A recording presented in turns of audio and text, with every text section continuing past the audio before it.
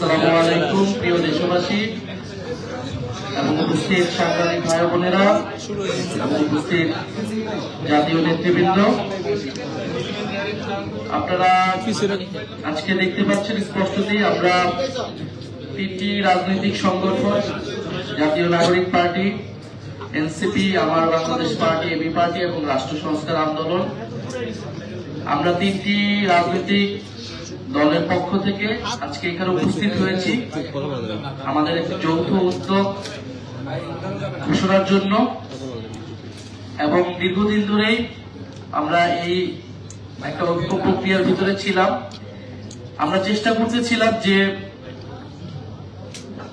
24-এর গণ অভ্যুত্থানের পরে যে পরিবর্তনের আকাঙ্ক্ষাটা বাংলাদেশে তৈরি হয়েছিল, মানুষের মধ্যে তৈরি হয়েছিল এবং যেখান থেকে দাবি উঠেছিল নতুন বাংলাদেশের এবং সংস্কারের, কিন্তু আমরা ঐক্যমত কমিশনের পুরো প্রক্রিয়ায় এবং গত প্রায় দেড় বছরে আমরা কিন্তু তার সম্পূর্ণ বাস্তবায়ন করতে পারিনি। আমাদের সেক্ষেত্রে অনেক জায়গায় হতাশা রয়েছে।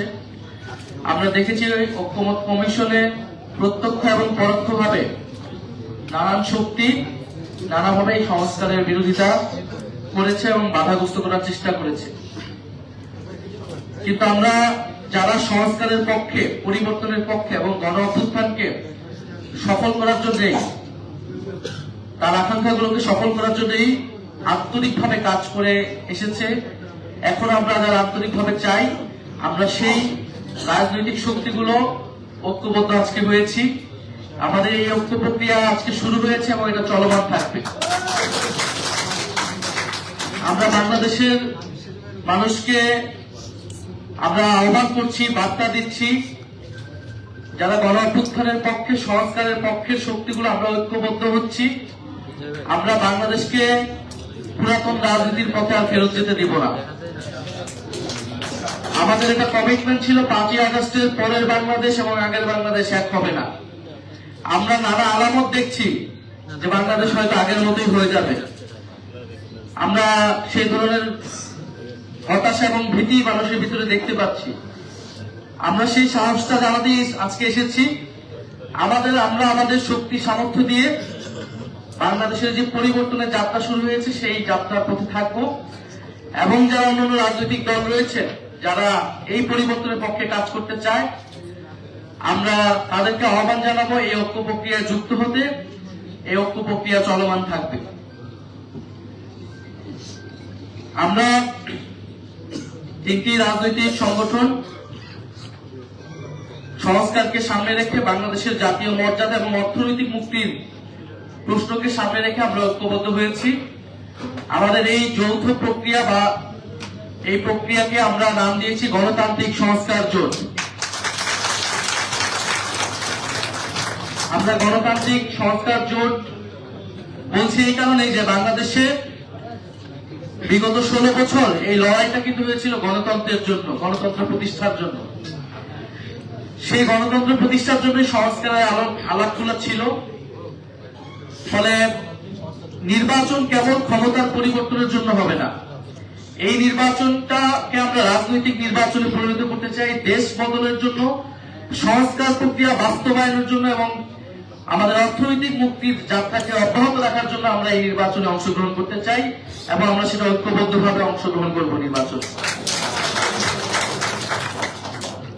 আমরা দেখছি দেশ আজকে বিভাজিত হচ্ছে,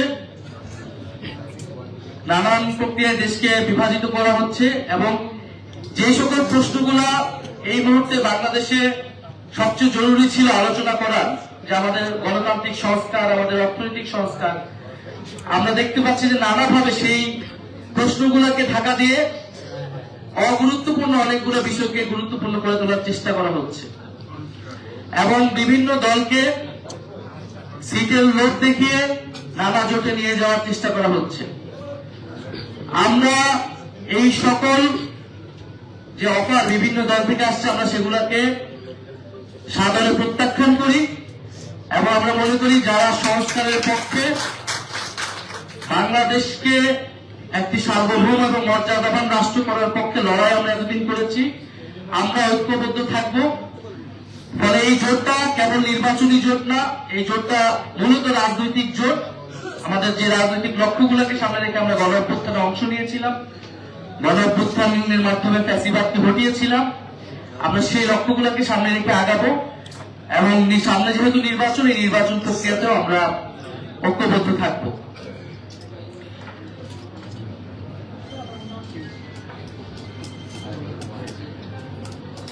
এবং আপনারা জানেন যে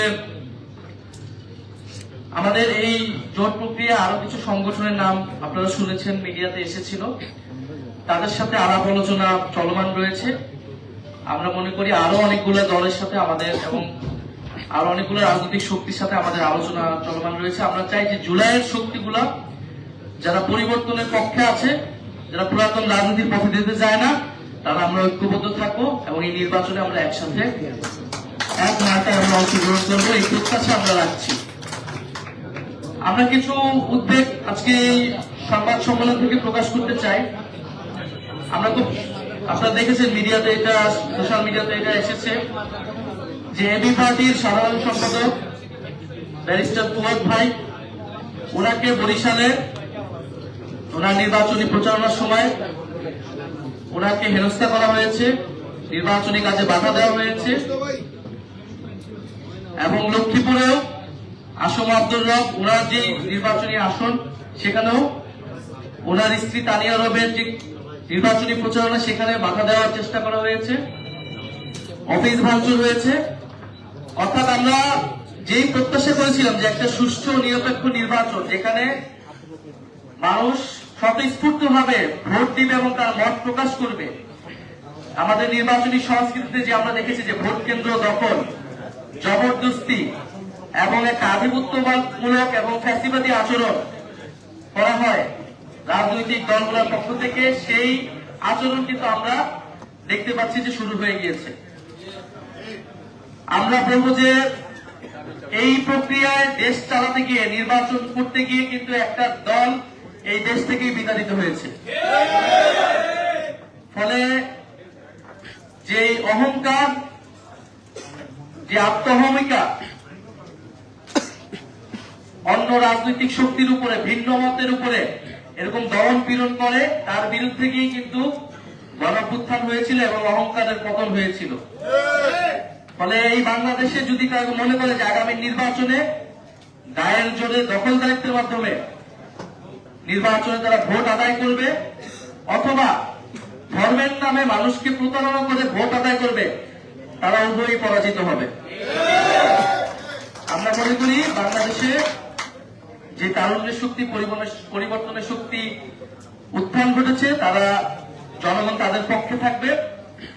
আমরা আজকে এই ঘোষণা করলাম, আপনাদের কাছে সকলের কাছে সহযোগিতা চাচ্ছি যে আমাদের উচিত ছিল এই ঐক্য প্রক্রিয়াটা আরো আগেই হওয়া। এটা আমাদের দুর্ভাগ্য ছিল, আমাদের সীমাবদ্ধতা ছিল যে আমরা ঐক্যবদ্ধ হতে পারি নাই। আমরা পুরাতন পন্থী দলগুলোর সাথে নানা সমঝোতা করে সংস্কার প্রক্রিয়া বাস্তবায়ন করার চেষ্টা করেছিলাম। এটা আমাদের অন্যতম একটা ভুল ছিল।